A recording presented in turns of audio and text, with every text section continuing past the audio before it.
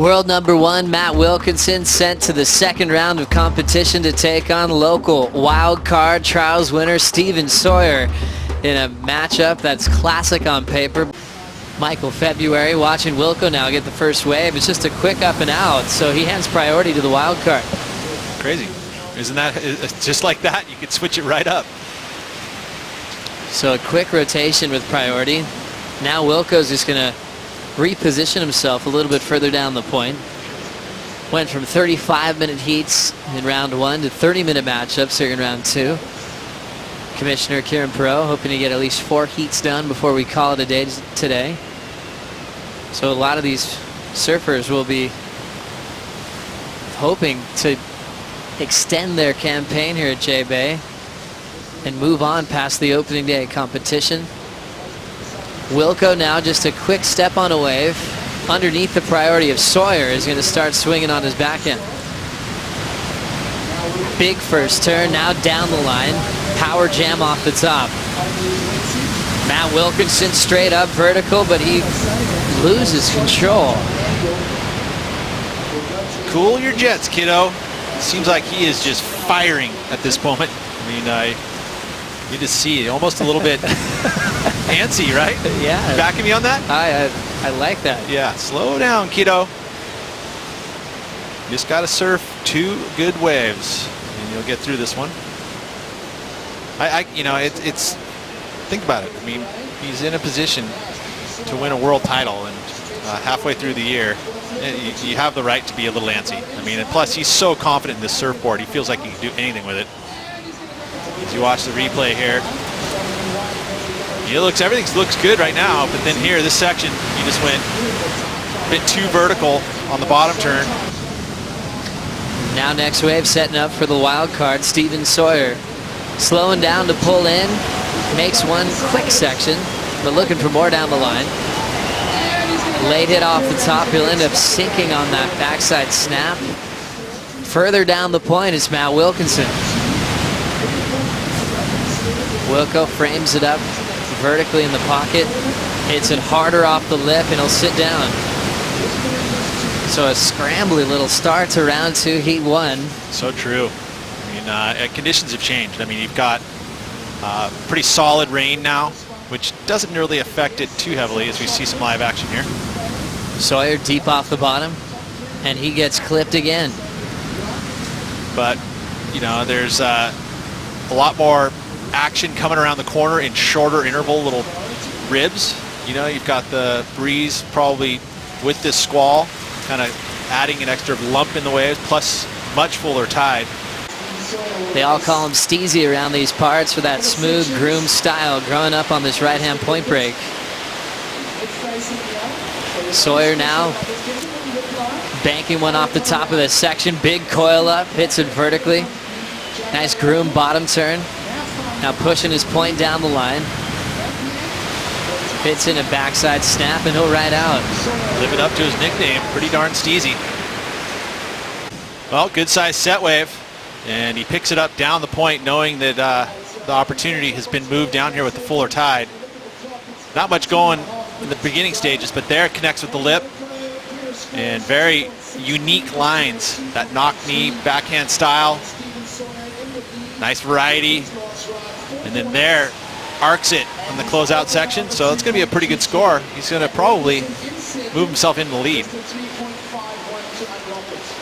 An exciting moment for Sawyer. Think about the amazing talent that comes out of South Africa and the lack of South Africans on the championship tour. You got Baton Dog on the women's tour. You got Jordy Smith on the top 34. There's so many talented surfers, and sometimes you see it really come down to the trials heat. Remember in the trials of the past, guys like Sean Jabay, Dale Staples, watching Wilco up now.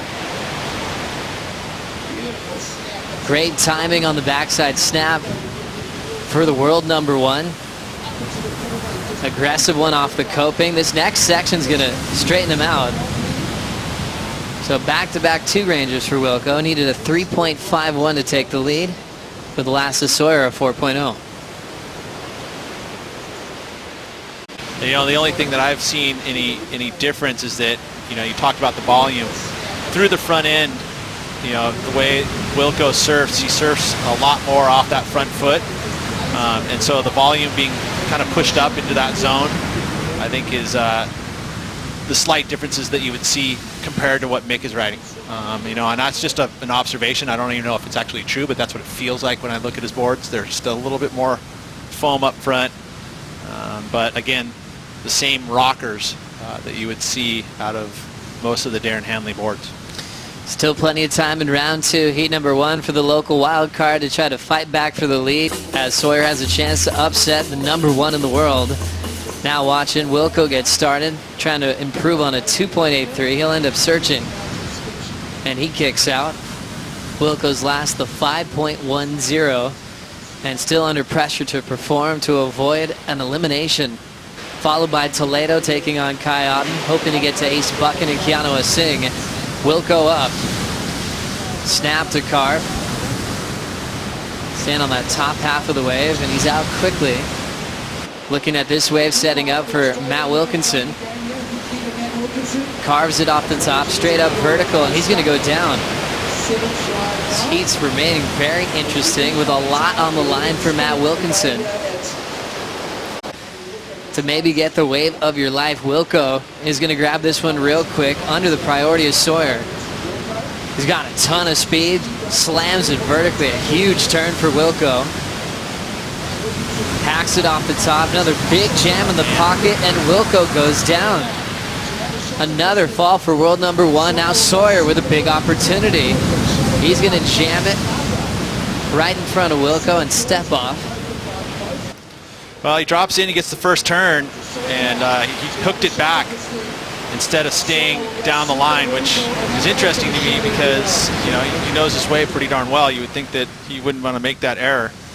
Wilco taking the first wave of the set, just saying, you know what, I'm going to make sure I'm going to get one of these set waves, not taking the risk of paddling over the top of this one.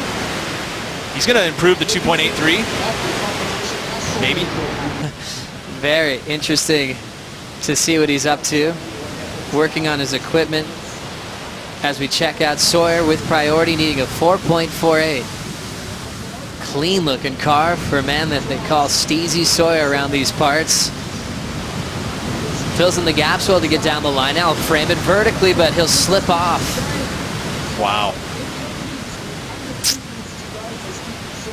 You would have heard that sigh come from the crowd. And I think that at that point you're like, oh gosh. Seems to be falling in Wilco's lap, really. I mean, look at this wave. Had opportunity on it. And you can see he gets his first real section here. And he's adjusting that front foot, but it just slips off. Sawyer still only needs a 4.48, so Wilco might be taking this wave. Wilco snaps it nice and tight. Speed run down the line. Sets him up for a backhand float. Well, he'll miss the finishing move once again. Now with 15 seconds, all eyes on the local wild card, Steven Sawyer. We're already getting close to the countdown. And it looks like he's going to run out of time, Pete. Yep. He, if you were going to look at a 9-point total as a total that you're going to make your heat in the round 2, you would not bet on that. He got very, very lucky. Interesting matchup. Matt Wilkinson makes it official, and he will now wear the Jeep Yellow jersey for now 7 events straight, confirming that he hangs on to world number 1 into the event in Tahiti. And he definitely wants to perform with bigger numbers as he moves on into round 3. A survival matchup as we lose the local wild card. Steven Sawyer from the draw with an 8.47 total for Matt Wilkinson. Crazy.